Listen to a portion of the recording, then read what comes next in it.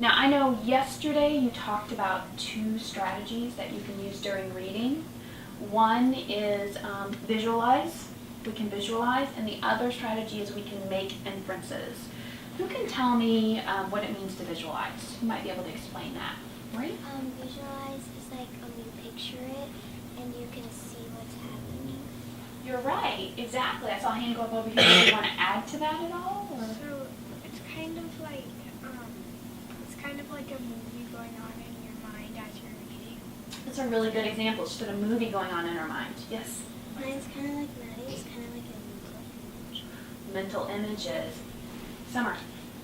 it's not like any kind of movie going on in your head. It's like a movie about that topic and you're picturing I don't know like seeing it, not only words but in your head. That's right. You have to take the author's words and kind of create that picture. And I think last time I was here, we talked about the fact that we can picture objects, like I can picture a car. Can you picture that? Yeah. Or I can picture my mom. Can you picture that? Yeah. But beyond that, we can picture those objects doing things like moving, thinking, feeling. We can visualize all of that as well. What about making an inference? That one's a little harder. Who knows making an inference? Sophia.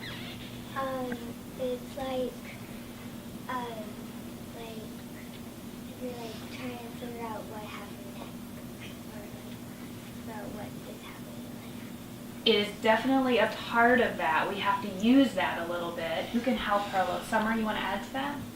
You can kind of see what's going on in the future, like you said. Yeah, I can probably see what's going to happen next. You do have to do some of that when you make an inference. You have to sort of come up with something that was not directly stated, right? Isn't that what you're kind of saying? Did you want to add? Like Courtney? if the author doesn't say something like they say like tears ran down my face, you can probably infer that they're crying. Okay, so you gave me an example. She said, so if the author says tears came down her face, I could infer that she is crying. So you're using clues from the book, right? And kind of what you know about crying and inferring that that's the emotion she has. Did you want to add to that? You infer like if something's about like you can infer something like you can tell it's like kind of like prayers. You can infer what's happening to them because like if it's happening and the author doesn't tell you what they're feeling or something, you can infer it because it tells you what happened, and if you have an experience from it, you can infer how they felt. You're right, and you really tapped into a good thing. A lot of times inferences are when we talk about people's feelings and the way their personalities. And we're going to do a little bit of that today. That's what we're going to practice. I brought a story. It's called A Trip to the Archives.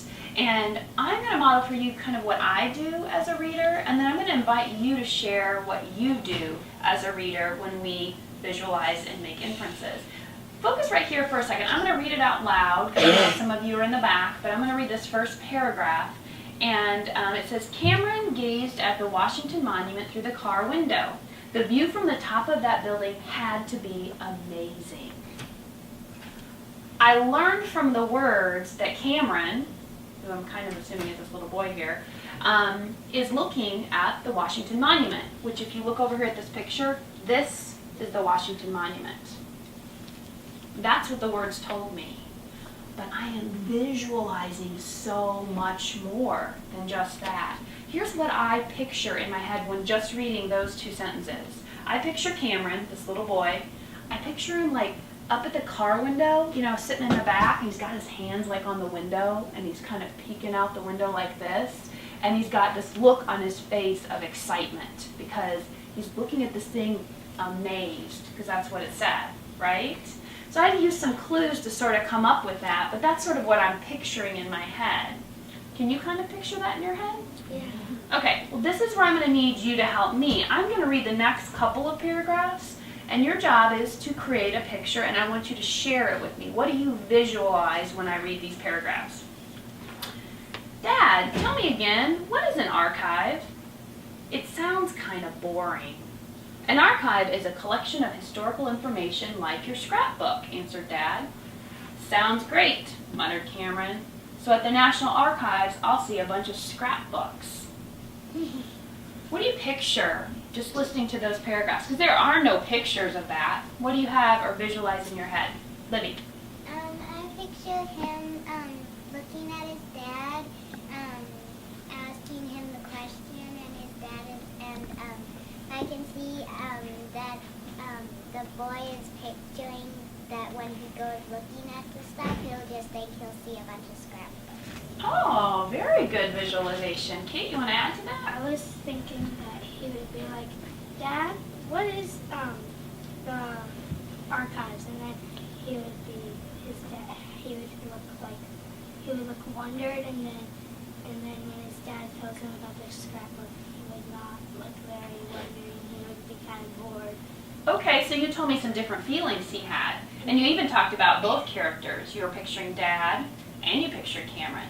She said she first pictured him with a wondering face, and then when he found out what it was, he had like a not very happy face, right? Okay. Yes? I can picture Cameron rolling his eyes and saying, great, I'll see a whole bunch of scrapbooks at the National Archives. I had that same picture. Because that's what I picture my daughter doing when I tell her something she doesn't want to do. She rolls her eyes like that, right? Yes, in the back. I can visualize him imagining what he'll see when he goes in, like looking in there. I can visualize him going like, Kind of frustrated, right? Great, you guys are really good. You're right on the right track. Did anybody have any sort of visualization here where he said, it sounds kind of boring? What about in the back? like he wanted to know, but he wanted to know what it was, but he didn't know.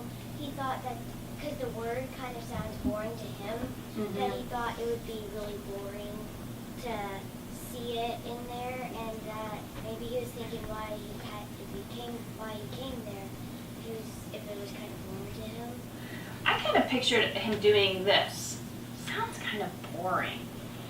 Would you kind of maybe do something like that? That's what I pictured when I heard those words, like maybe he's crossing his arms in the back seat, sort of slumped down like this, right? Okay, what I'm going to do now is read the last part, and I'm going to ask you and invite you to work with me and do some more visualization, and I think you're going to learn a little bit more about Cameron. We've kind of got his personality, right? Some of his feelings. Here's the end of the day for him. It says, as the day went on, Cameron viewed the Constitution of the United States, the Bill of Rights, and even Thomas Edison's patent for the electric light bulb. When his dad asked if he was ready to go visit the Washington Monument, Cameron replied, not yet, Dad. Archives are more exciting than I expected. Or I thought. I added that word. So what did you visualize this time? Yeah, Evan. He's like really excited, and he's like surprised that it wasn't going to be that fun. So how would that look in your head? He's like, okay, his eyes are getting really big. Maybe his eyes were lit up?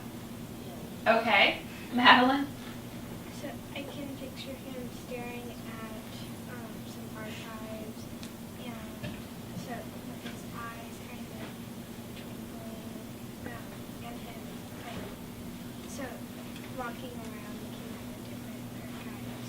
Right, the different archives, and that's what these are. These, the Constitution of the United States, the Bill of Rights. Those are all the archives that they would find there, and that's what he's looking at. I pictured the same thing. I pictured him like running to that one, wow, and running over to this one, cool, something like that, because he found it more interesting than he thought it was going to be.